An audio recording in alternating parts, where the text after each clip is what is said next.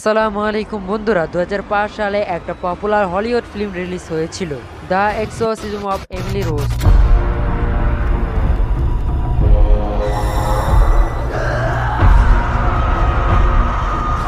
Horror film হলিউডে তো অনেক বানিয়েছে, কিন্তু এই ফিল্মটার ভিতরে একটা অদ্ভুত বিষয় আছে। এই ফিল্মটার পোস্টারটার ভিতরে দেখুন, এখানে লেখা আছে based on a true story. তার মানে এটা একটা সত্যি ঘটনা ছিল। এটা ছিল অ্যানিলিস মিসেলের কাহিনী। দুনিয়া ইতিহাসের ভিতরে এক্সোরসিজমে one of the best famous কাহিনী ছিল এটা। অ্যানিলিস মিসেল ছিলেন একজন মেয়ে। তার জন্ম হয়েছিল 2 সেপ্টেম্বর 1952 সালে ওয়েস্ট জার্মানি।